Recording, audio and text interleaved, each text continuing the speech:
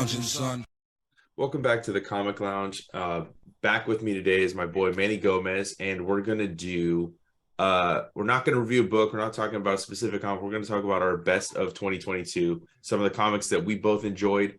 We're gonna talk a little bit about that, a little bit about the state of comics. I think we talked about, and just overall the year and like kind of what it meant to us in terms of comics and how that helped get through yet another year of kind of a weird state of the world, still dealing with the after effects of the pandemic and shit like that. So we're gonna go back and forth, Manny. Thanks again for doing this with me. I was gonna skip this, and then you posted on Facebook about how you're like, how do I do a list? And I was like, oh fuck. Then I realized I'm like, shit, I don't have one. And I always like doing the list, whether sometimes I've published an article on it or but not every year. But for myself, I usually like to make a list because it's fun, and it of course, yeah. I mean, I think since I started, when I was just doing it on the website, I did it, and then I think when I had a few people writing for the site, we each put our own small list together, not like a really large one. And then, obviously, when I did the channel, I think I don't know if I did it for 2020, but I know I did it last year. And it's always nice to doing it last year. It's always nice to shine a little light on stuff that everybody knows, but then also stuff maybe they don't know, or they were on the fence about it. Maybe, hopefully, something we say maybe kind of like pushes them towards that final push to go pick it up. So I'm gonna let you start. All right. It was easy to come up with a lot of titles, but it was hard to put them in any ranking order. So I'm just gonna name comics I really love. There's really no particular order to them, it's just the ones I like best. Except maybe this first one would be my favorite, but I'm not gonna set that in stone. And that's it's Do a Power Bomb by Daniel Warren Johnson, and I think colors by Mike Spicer, who is his usual colorist. Yeah, and it's Daniel Warren Johnson going back to creator-owned work after having that brilliant Beta Ray Bill mini he did for Marvel last year. But Do a Power Bomb is almost I'd say it's like a combination of Dragon Ball and wrestling. It's about an intergalactic wrestling league, interdimensional wrestling league, and the wrestlers in it. And the story follows a young girl who's a rookie wrestler, and she's in this contest for very personal reasons, and that's really much the setup, So if you like wrestling, you like comics, you're gonna like this title. And Daniel Warren Johnson to me is one of the top current artists in the industry right now. I'll pick up anything that he draws. It's very unique, and it's got tons of movement. So this wrestling book is a great idea for him. But what he does, and what this book does also, is he also grounds it with a lot of emotion. So it's the emotion that hooked me, and that's the comic I kept thinking about the most this year. So that's my first one, Do a Power Bomb. Yes, I would have put that on my list. I already knew it was on your list because you'd been talking about it.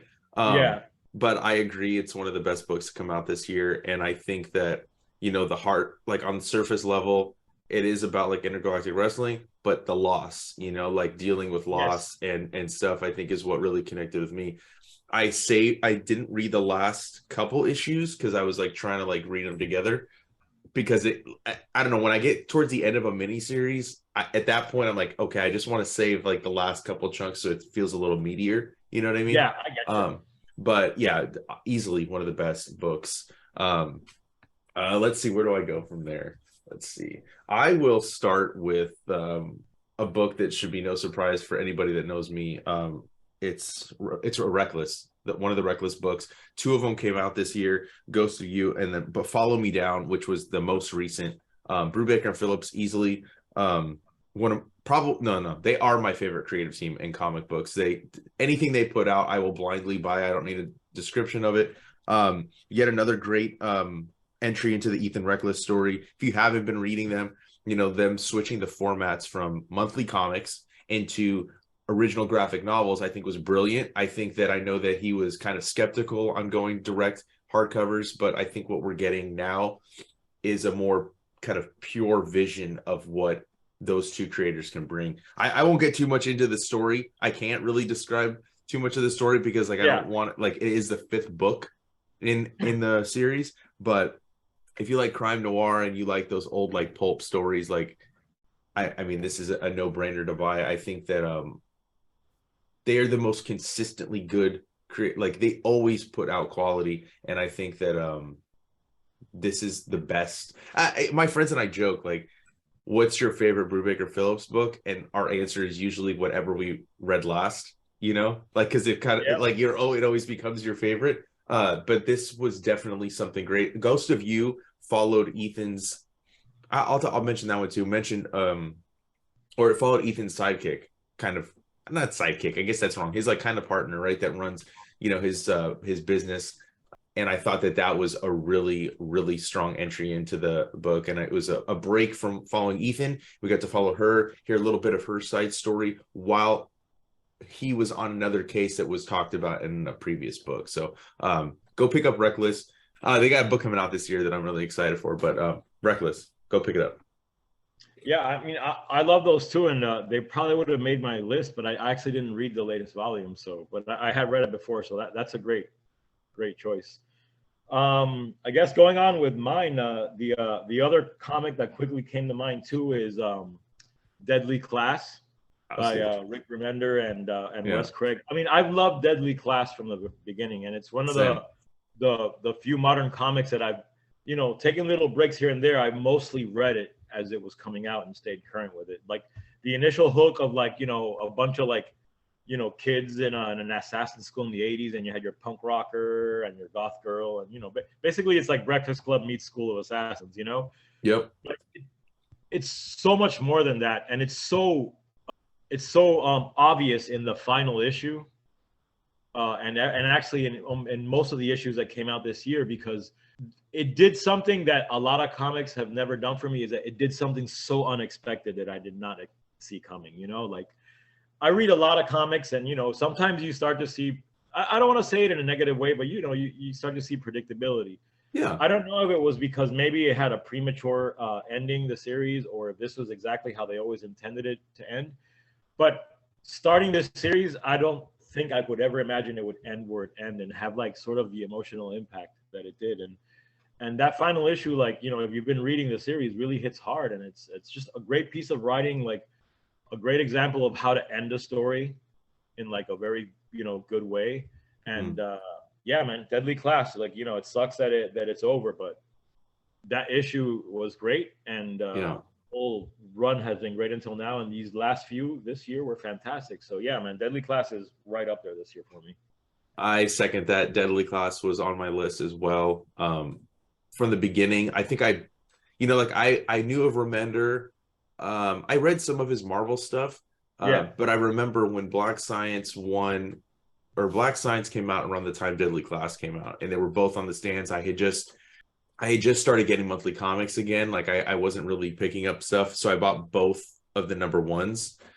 But Deadly Class just like instantly, like from that first issue, became a Yeah. favorite series of mine. And I think, like you said, like you couldn't have predicted this, like this last arc, like not even No. just the last issue, Yeah. the last arc. And I Basically, remember yeah. picking up the first issue of the arc. I was like, what the fuck? And then Yeah. like just every issue, like you talk about like putting stuff to the top of your pile. I usually put stuff to the top of the pile, and then I leave one book that I really love for the bottom, so that all the like I can always end on a good note. But Deadly Class just and my manager at the shop, like he flipped to the last page of the Oh man, final issue, yeah. and I was like, he's like, you want to know? I'm like, no, I don't want to fucking know. Don't tell me. Yeah. I want to go read it. And yeah, I think he ended it on a beautiful note. I think it didn't feel like it was a premature ending. I feel like this felt intended from the get-go. I feel like the characters were always going to end up there in his mind. I know there was another ending he thought of doing. Thank God he didn't do it. I think this ending was damn near flawless, and I Yeah. think that just one of the greatest indie series I've ever read. From beginning to end, it never had a moment where I was getting bored or where Yeah. I'm like this series is starting to fall off for me. So I think it started strong, stayed strong, and ended really strong. So definitely I'm sad. I was sad to see it go, but I'm glad it ended well. I am going to talk about Nightwing. Nightwing since last year, I think it was last year that Tom Taylor took over. It feels like he's been on it a lot longer, but Tom Taylor and Bruno Redondo, when they took over Nightwing, it finally put Nightwing back in a place that I feel like he deserved. To me, like people say the Trinity, I think Dick Grayson is there, right there. Like you can't have the Trinity without him. And I think that it's just been consistently the best DC book up until one of my other picks. And then those two for me are tied for the best that DC's been putting out. And I just love where they've taken it. It kind of has a little bit of a mix of like Daredevil in it, and then a little bit of like the Hawkeye by Mike Fraction in it. And I think that the magic that they've created, the position they put him in, and that just watching his growth, the relationship with Barbara Gordon again, I think it's just the best book, and I'm very excited for what they're gonna do coming up, especially with where Dark Crisis leaves Dick Grayson. I don't know if you've finished it or not, so I don't want to spoil it. Okay, but I'm just very excited for the future, and I think that this is the best Dick Grayson besides Black Mirror by Scott Snyder, which in my opinion was like the other pinnacle. I guess Grant Morrison's Batman and Robin 2 is right there. But it's easily the best Dick Grayson's been in fucking I don't even know how long. So that's my next pick. Yeah, that's a good one. I've only honestly read the first arc, like when they introduced Heartless and all that. Okay. But I really loved it. So like it's definitely just something that I need to get back into reading. So that's the top of my pile, like you were talking about. Like that's when Nightwing comes out, it's the first book I read. Yeah, Savage Avengers by David Pepose is my other pick. I picked this up based on the concept, like basically it's different characters from different dimensions and timelines being pulled together for a mission.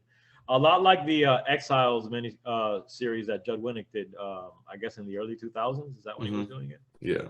So it had that kind of vibe. I'm a sucker for that, so I picked it up. But I was surprised at how much I loved it because I knew I was going to like it, but it quickly became one of my favorites.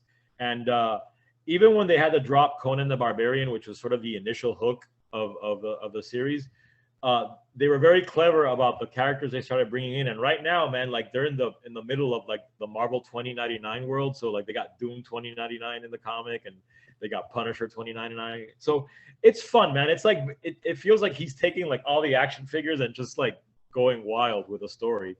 And it's very refreshing to read a comic that just seems to like just be writing idea after idea on ideas, like at least that's how it feels to me. It's a very propulsive read, and it's one of my favorite books. Definitely pick it up if you're looking for like a fun book that isn't going to be bogged down by a lot of Marvel continuity. So yeah, man, Savage Avengers is great.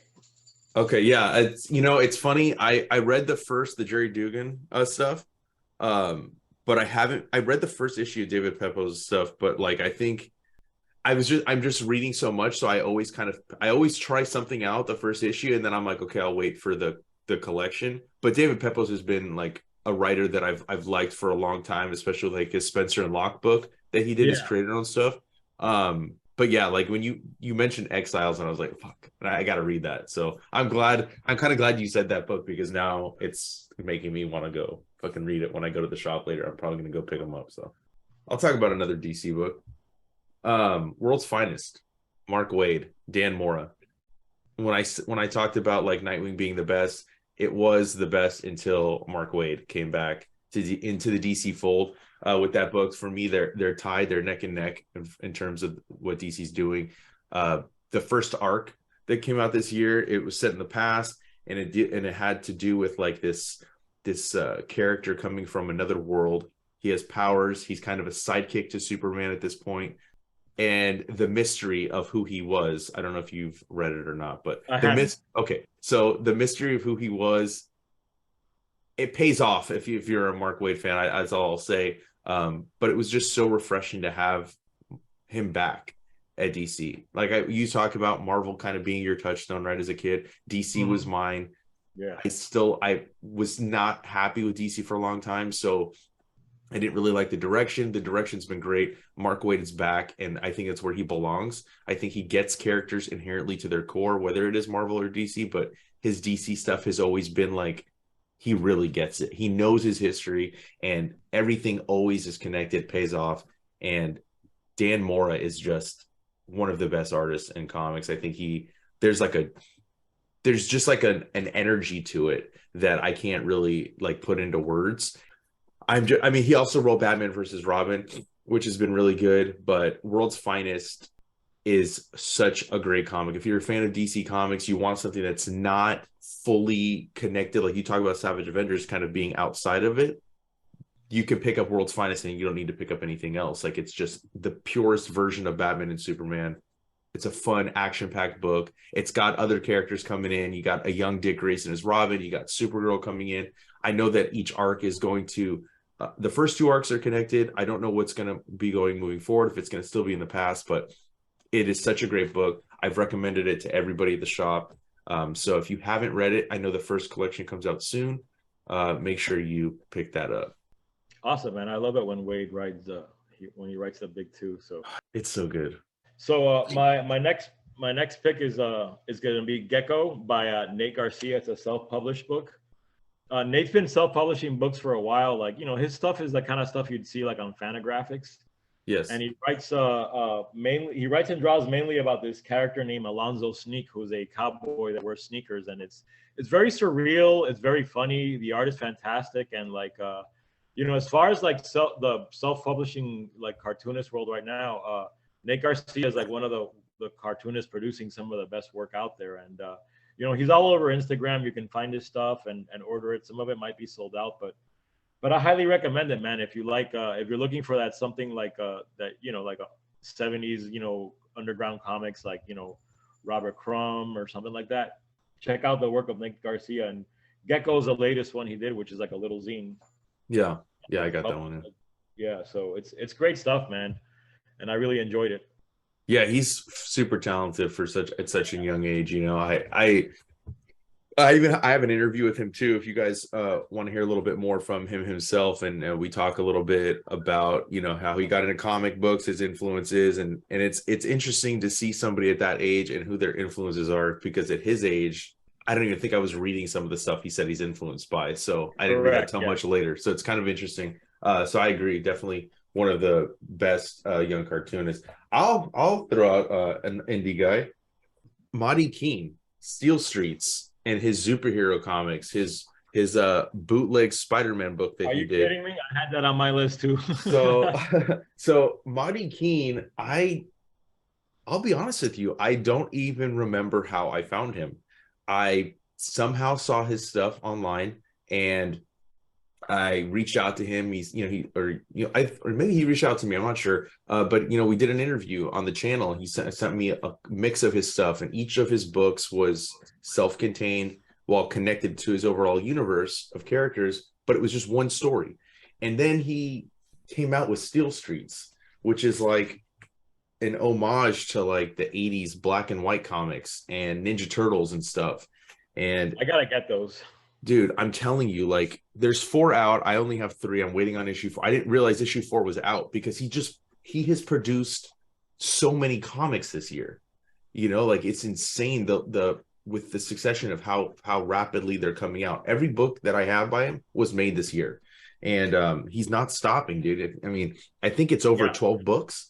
And Bootleg Spider-Man was literally gonna be my next one I mentioned. So okay, yeah. So I couldn't pick one book by him. I'm just picking him as a creator and everything he's done. Yeah, he is just. Yeah, I picked Bootleg because it's the only one I read, but like, yeah, I was blown away by it. Yeah, so I highly recommend it. I know that at my shop and or 2 of our shops, I know we carry Steel Streets. I want to get all his books into my shop.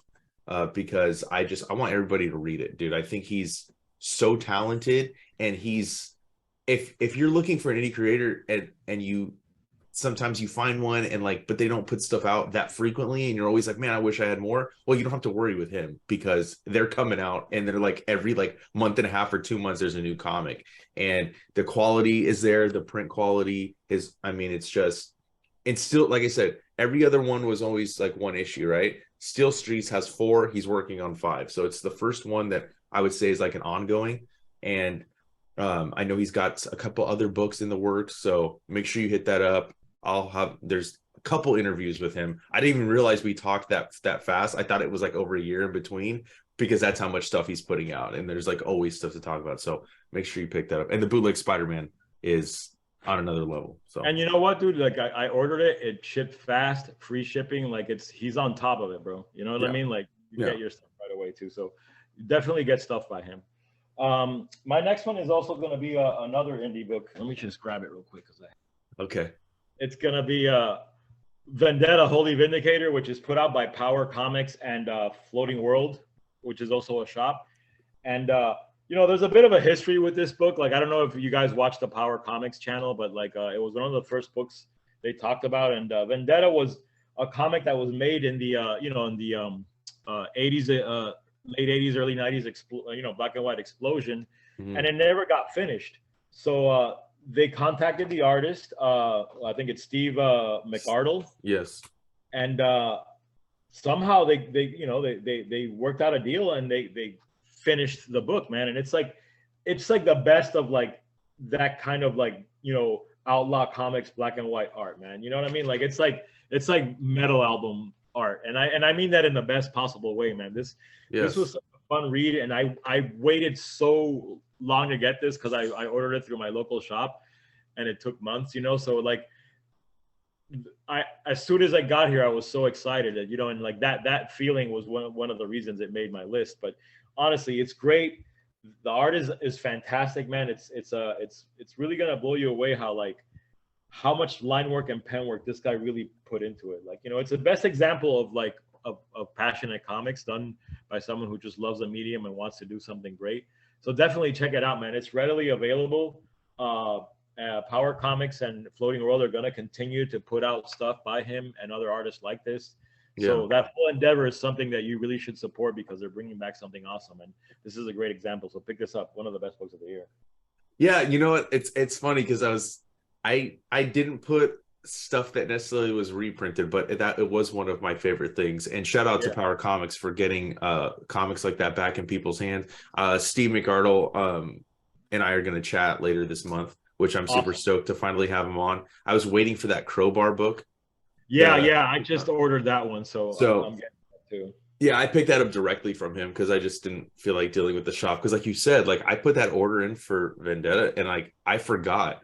And then I almost ordered it again because it took so long. I'm like, did I order it or didn't I? And I finally went to the shop. I'm like, I ordered that months ago. And then randomly, like one day it came into the shop, but I kept hearing like, I think even you told me, like, I said I had it, but you said you didn't get yours yet. So that's why I kept kind of forgetting. But when I would remember, I'd be like, "Oh, it's gotta be here soon," and I would ask about it every now and then. But yeah, I finally got it like a couple of months ago, and I loved it, man. It was well worth the wait, and I can't wait to see more. Yeah. All right. Well, my next one is, we're talking about different ways of getting comics, right? You get them from the shop, get them direct from the creator. Well, there's also Kickstarters, and my favorite Kickstarter of last year would have to be Filth Grammar by Shelly Bond, the comic book editor's secret handbook. She and I've become friends with her over the past few years. I first reached out to her like 3 Kickstarters ago when she was doing a project. Everything she puts out, high quality, dude. The hardcovers they're beautiful. And I have often thought about like, I don't really write, I don't draw. What would be something I would want to do in comic books? Editing is something that I've thought about doing because like I constantly, when I'm reading a book, I notice like errors in the book, or I notice like, I look at it with that kind of eye, like, oh, this is what I feel like should have been, kind of reined in, made it tighter, made it a more cohesive story. And I feel like that's when you can tell when something's not being edited well or not at all. And this book is just awesome. I mean, it's the first time that I think I even backed it as a tier so that I could get drawn into it. Like, it's just, and then like, there's the Comic Lounge right there. So, I just think that it's just so cool what she's doing. This is the first book of her trilogy of editing books. There's another book that's just was finished, but she's waiting on the books to come into into the States, I think, or I don't know if it's done being printed. I don't know. I don't want to speak out of turn, but this was easily one of my favorite books. It's a how-to, but it doesn't read like a textbook. Like it reads very snappy, you know, like it's got a lot of pro tips by other creators. Like you got Bill Willingham, Chris Picciolo, all sorts of people, Neil Gaiman, even in here, Mark Buckingham, and just like looking at the different process of stuff that I would not have even thought about in terms of what an editor's looking at, you And know. she's So worked with some of the best creators too, man. You oh know, dude, I mean, yeah, and I think that her last Kickstarter too, like she's one of the best editors that the business has had, to be honest with you. she's So, my favorite, and in my opinion, I think, yeah, she's like yep. the best, you know, like the first, and I've said this before, like when I've talked to her, like the first editor I ever followed was Shelly Bond, you know. I mean, she Yeah, was I think even, that's true for a lot of people. I mean, you know, she's yeah, one of the few editors whose name is almost as attached or more so to certain titles than the freaking creators in a weird way, you know, like yeah, it's dope. my next pick, it's gonna be Minor Threats, which is a title put out by Dark Horse that was written by Patton Oswalt and Jordan Blum. They worked together on the Modoc series for Hulu, so you know, Right. they've had a relationship. Minor Threats was just a lot of fun, man. It came out of nowhere. I know it was based on a pitch that Patton Oswalt had done to DC about a bunch of like Batman C and D list villains getting together to find and kill the Joker because Batman the Joker would have killed. I think maybe it was Robin, and Batman would have gone on a rampage. So you know, that didn't fly over at DC. So Patton sort of just created his own analogs for characters, and that's basically the story. In this world, that world's Batman goes crazy after a Joker-like villain kills his sidekick. So the C and D list villains decide, hey, we got to get together and find this guy and deliver him to the guy, because if not, he's gonna tear apart the city just looking for him. And it's one of those comics that like is genuinely funny and moving at the same time. You know, like if you're a fan of what Patton Oswalt does with his comedy, you're definitely gonna like the book. But it's also a really great example of how to create a very believable world with the analog concept. You know, like a lot of writers like to create their version of Batman, and but they don't really take it that much farther. But it's very obvious without even a lot of exposition, because they use some charts and some very other clever narrative techniques, that like Minor Threats not only creates a very believable team made up of new characters, but a very believable world. And like the best version of that makes you feel like you know and have known these characters in the world for a long time, even though you haven't. And it's a great example of that. It's a lot of fun. Definitely pick it up. Patton Oswalt is turning out to be a pretty good comic book writer, so I hope it's not the end of the concept and of him writing them. So that's my pick, Minor Threats from Dark Horse. I gotta pick that up too. My next pick is Death Dealer by I think it's Incendium. It doesn't matter. Anyways, it's the return of like Frank Frazetta properties into comic books. Right. And Sarah Frazetta, who runs Frazetta Girls, she mentioned it to me like a couple of years ago when I first chatted with her, or like she said there was stuff in the works, but she didn't tell me what it was. And then finally, a little under a year ago is when the first issue of that dropped. And you know, we get different creative teams. It's kind of been like not rotating, but it's like we had like a first arc, then we had a one shot, I think a two-parter maybe. Like Thorin Groenbeck, who's writing Thor right now, she wrote an issue which I fucking loved, the Sea Witch. You got the artists from Last Ronin that are currently drawing the arc. Oh, wow. That's really dope. And they just launched Dawn Attack. I love Death Dealer. I love his design. I think it's really dope. I think the concept of it's in the helm is the Death Dealer, and it can transfer from person to person. So it's like the stories are endless. I love the fantasy genre. I like this kind of dark fantasy type stuff. So it was really cool to be able to see this year it come back. It's being successful. The variant covers that they're getting from like Dan Panosian, Bill Sienkiewicz, all sorts of fucking talented cover artists coming back. I always get the Frazetta covers because I'm partial to Frazetta, and that's the reason I'm buying it. But really good comic, really solid. The quality's really good. I if you like Frank Frazetta, I don't know if you know how many people.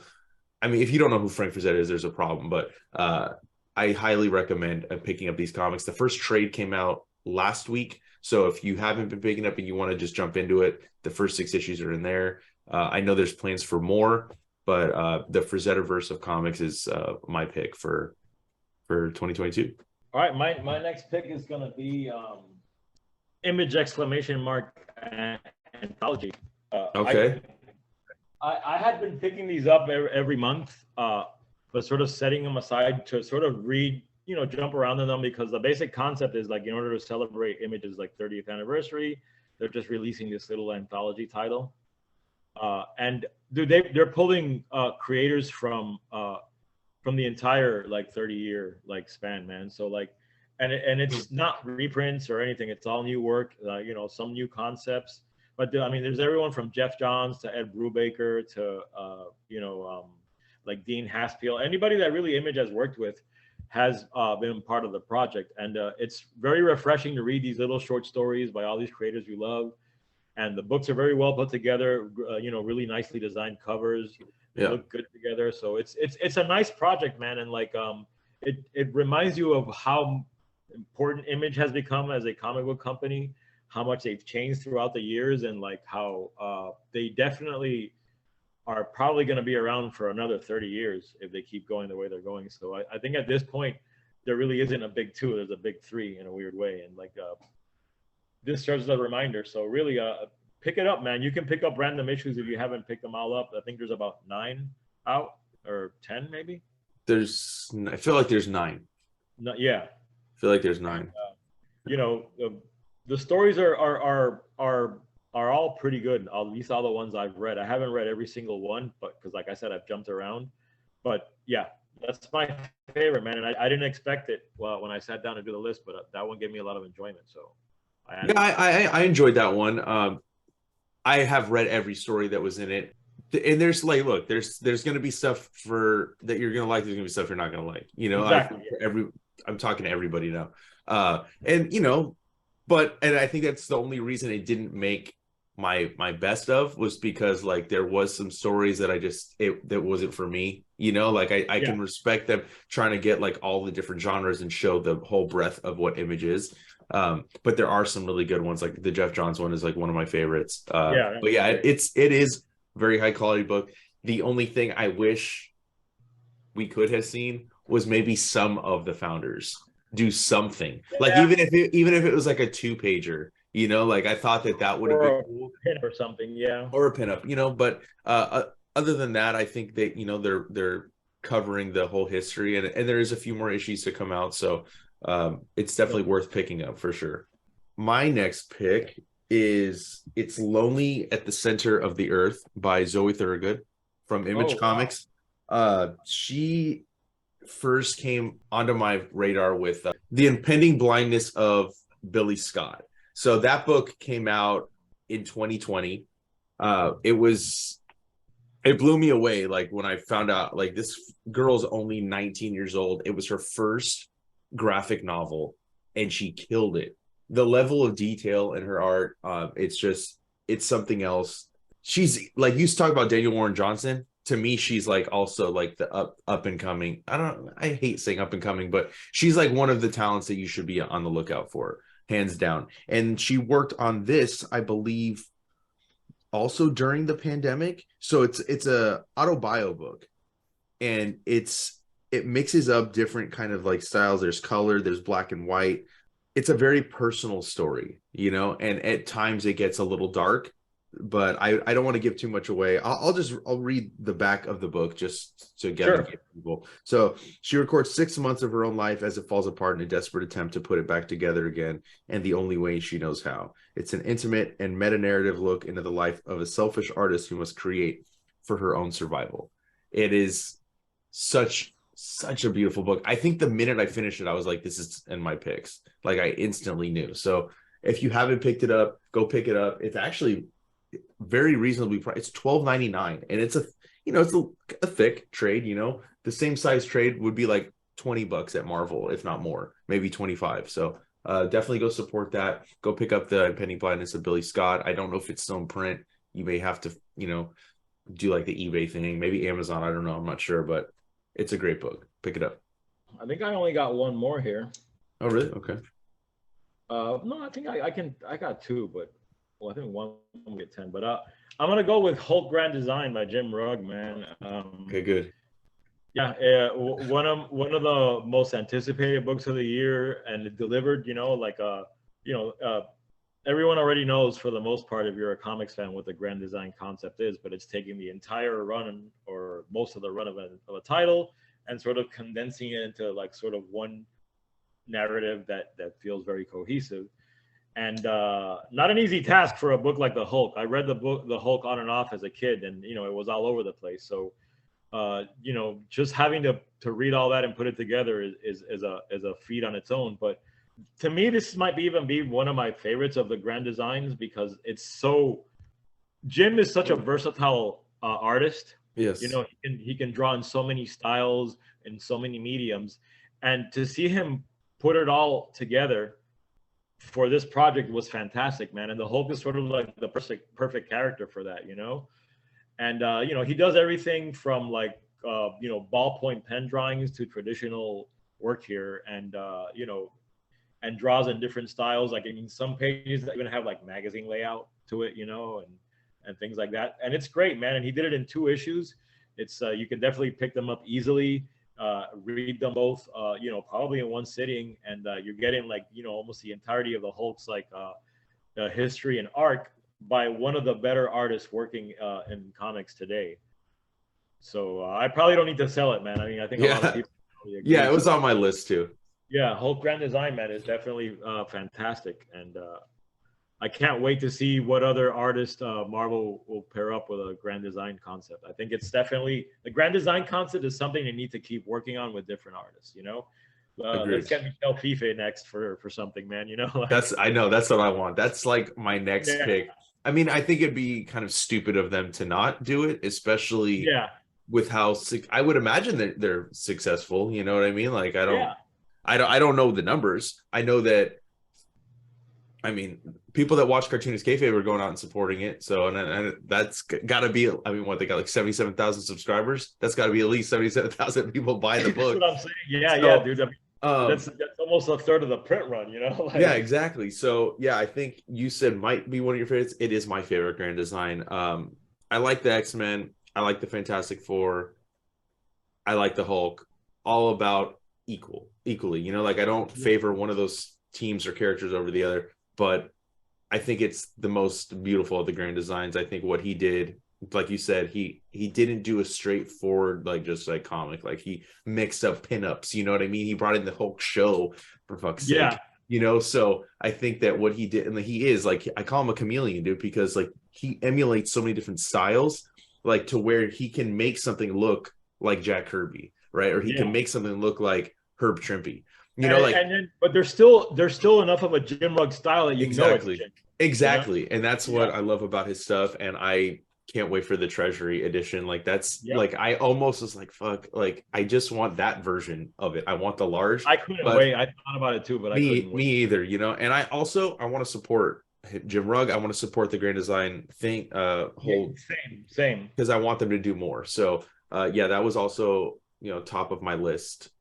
Next, I'll talk about TurboHawk by Missimo, dude. Christian Misi, not like kind of a riff off like 90s Image comics, and he did it in black, like the covers in color, did it in black and white. He's one of my favorite indie creators. He also did a book called Time Shopper that was on Kickstarter with Tony Fleece that came out this year.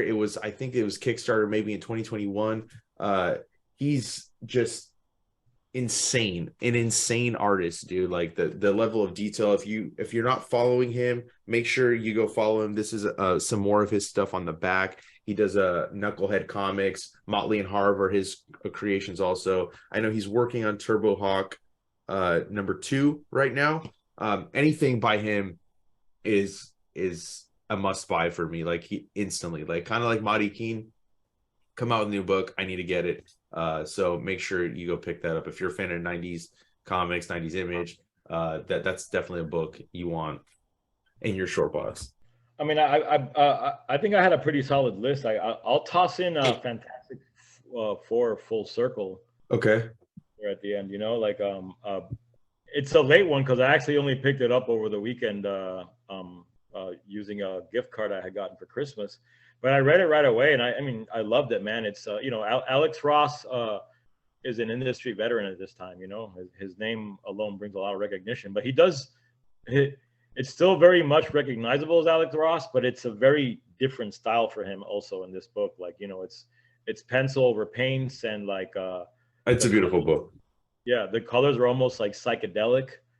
In some way, using his style, he's able to invoke Jack Kirby is the best way I could describe it. Right. Well, he even put some of this stuff, like how Kirby would have in the old issues, like the collage type stuff in the background in some of those early Fantastic Fours.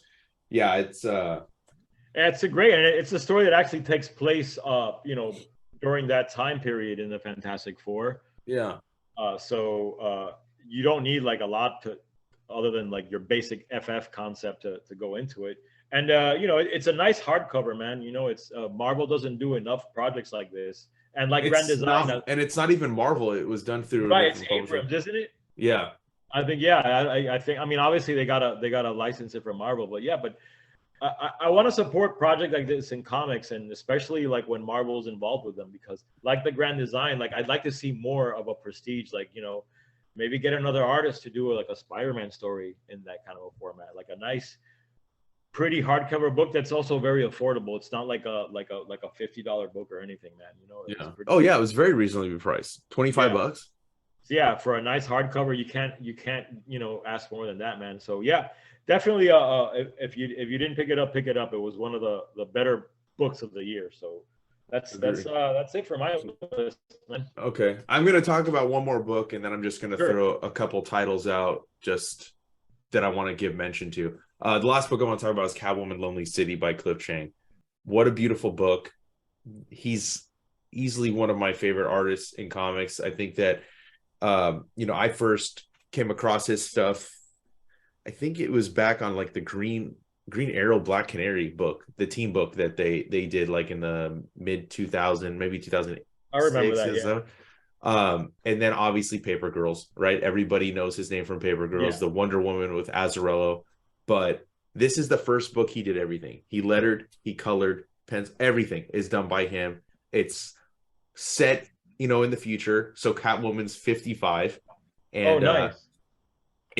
She's just I'll give you a quick, she's getting out of jail because an event happened, Batman's killed, and now she's getting out of jail 10 years later after this event, and she's kind of doing one last heist kind of deal because she doesn't know what to do with, she's getting out, she has nothing, right?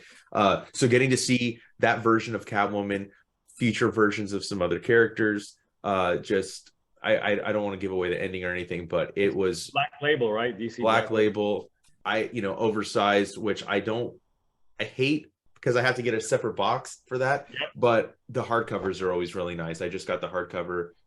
So I was rereading it this morning, actually, before we were talking. But it's just so good. It's kind of like a I guess a happier Dark Knight. It's not as dark, it's a little bit brighter. Gotham has no crime. Two-Face is the mayor. It's interesting. It's an interesting story. I definitely hope that we get more set in this world, maybe look at some other characters. But yeah, it was easily one of my favorites. And just quickly, I'll name a few other books that I really loved this year. Daredevil by Chip Zdarsky has been good since the beginning. That's why I didn't want to spend too much time talking on it, because I've talked about it multiple times. The Flash by Jeremy Adams and an artist on that book. Getting to see Wally West back in the spotlight has been awesome. And Punisher by Jason Aaron has been really good. But yeah, it's been a great year for comics. I could probably go on. I could probably just read you off my pull list. Because I was just thinking, I also really have been enjoying Amazing Spider-Man by Zeb Wells and Romita Jr. and Ed McGuinness. They both on it. It's been a lot of fun. I really love the Spider-Punk miniseries that came out earlier in the year. That was a lot of fun. comics in general, I think are having a great year, and that's just something I wanted to end on. Was that like you know, anyone who's still complaining that we aren't reaching the numbers that we had like back in the 90s, like, you know, where you had comics being published in the millions, that ain't never gonna happen again, you know. Exactly. Like so like Exactly. let it go. Right now, through so many different methods, like self-publishing is at a rise again, like Kickstarters, like more and more Kickstarters are successful because of the community being built around them. And then your regular methods of getting comics to your shop, like there's never been as many avenues to get comics, I think, as we have right now. And I think comics are flourishing. It was a great year for comics. You know, like personally, like comics got me through two things this year, like a major surgery and a hurricane that nearly wiped out like the area I live in. And you know, it's great to see that the medium is still so strong and can affect people so much that it becomes like a necessity, a part of our DNA. And I think it's been a great year for comics, and I think 2023 is going to be just as good, man. The good comics are out there. You have many avenues to get them. So if you don't think comics are at a height right now, you just aren't looking, you know, like, or you're just refusing to accept it. Yeah, I agree. I think that, you know, many creators say, right, like that they've heard like, oh, comics don't have like even 5 years left, right? Like that was like a running thing that I've heard from multiple creators across generations, right, from different eras. Yeah, have said that to me. And yes, you know, like numbers aren't going to be what they were in the 90s, but guess what, those numbers are also inflated. Like that correct. isn't actual comics in hand, you know, like yes, Yeah, they, those they weren't were actual readers, or so people buying multiple copies and whatnot. exactly, like that's, they were sold, but like Yeah, also how many were returned, right? Like that's yeah, also a factor. But yeah, I think that right now comic books are in a really interesting place. You know, you talked about the different avenues that we can buy them, but just the different genres, the different yeah, types of stories that we have, are nothing compared to like when we were kids. Like it wasn't as readily available, all the different types of genres, you know, like it just wasn't. yeah. Now it is. And I think it's the community of comics that you and I are both a part of too on Facebook. You know, shout out to the CKRS group, Yeah, the dude. projects that are coming out of there. I've That's definitely discovered one of the best things about comics in 2022 is that. Yeah, yeah, yeah, like I've discovered people from there. I've been able to bring more light to creators through my channel. You same. know, like 2022 also for me was kind of, I mean, I didn't have a surgery and I didn't have a hurricane, so I'm not going to sit here and say I went through some crazy Hey, shit. but hey, dude, I think we've all been going through something Yeah, for the but you know, yeah, like it's all just good. Yeah. surrounding my personal life is, you know, like my father-in-law passed this year, you know, so like my wife dealing with that, and that just affect Yeah. having just like a cloud over us, you know, for the better part of this year. It happened in February. So I took a step back from the channel. I wasn't recording as much because, you know, then work stuff too, like it has been Yeah. super Yeah. I get it. stressful. But you know, I am excited for 2023. You know, I posted the other day that as hard as 2022 was, I want to get more back into the channel and talking comics, because just like you said, it's an escape for the other stuff going around you, you know, like it is something that like is a necessity to me.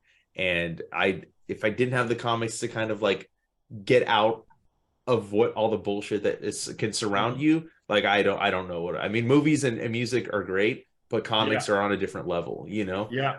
And I am very excited for 2023, and I think that comics are the best medium of entertainment. Yeah. I was gonna Yeah, say that. I think it was in your Cliff Chang interview where you were saying that like it's your favorite medium, and I'm like, I mean, when I think about it, it's mine too. You know, like I've been a movie obsessive. I've been a music obsessive through different parts of my life. You know, really into punk rock when I was a teenager. But the one consistent thing that has always been there the most is comics. You know, and I think that's why it's my favorite medium. And again, 2022 was a great year. We just talked about a bunch of comics that were great. And that's not even like that, like you said, this could be a 3-hour episode if we weren't careful, because there's so many books out there. yeah, So yeah, man, I mean, now is a great time to get into comics. And I guarantee you there's a comic out there for everybody. I guarantee it as well. Yeah, Yeah. I I mean, don't care easily. what kind of stories you like, there's a comic book out there that you will like. Yeah, I second that, dude. And not to mention, you know, I have to say too, like the friendships I built because of comics. Yes. You Yeah. know what I mean? Like you and I talking right now, doesn't happen if I'm not reading comic books, you know, like we wouldn't have met, we wouldn't have talked in the group, you know, like, and Yeah, I truly like 2022, the friendships I've made yes, through dude, the this group community. have meant a lot too, you know. It feels like, you know, I read a lot of books about like the, you know, the history of comics, and you know how like at the very beginning when the conventions were really created by fans, and there was like this network of like you know, self-published magazines and like about, you know, the comics, and like where some of the professionals that worked in the 70s got their start. It feels like that, man, like this community that's really tight knit, and like we just have digital access to each other, so we don't have to be typing letters and, you know, to each other and stuff. And like, you know, it you know, the comics community has also become much more prevalent. Maybe it's just because we're part of it, so you know, so much. But it does feel like there is really a good comics community now. Like even on Kickstarter, and artists and fans helping each other out, man. Like it's great. Like you say, the community is a big part of it, man. And like just having people to discuss this stuff with is fantastic. And I'd say, yeah, like the community aspect is one of the best parts, man. And like I've never been a part of a fan community like this awesome. And, Agreed. Yeah. So, you know, get into comics, man. It's a great hobby, great people in it, like great content. And 2022 was a great year, man. And I think it's only gonna get better for this year. So I agree. So that's my year in review, man. 2022, awesome year for comics. Hell yeah, dude. I agree. 2022 was an awesome year. I'm excited for 2023. And Manny, thank you so much for, you know, coming on and talking with me this morning. I'm glad that I didn't skip 2022 without talking about it with somebody, because, you know, I could have done it alone, but it's way more fun talking comics with somebody else. Yeah, it really is, man. So thanks for having me, man. Always a pleasure to be part of it. Of course, man. You know, I love having you on. So I'm going to throw all your links, you know, because Manny writes for The Beat, Monkeys Fighting Robots. So I'm going to drop your links down below so where everybody can find you on social media. And make sure you follow Comic Lounge on Facebook, Twitter, and Instagram as well. Stay all up to date. Hit the subscribe button so you're notified every time a new video goes up. And on that note, we're out. Peace.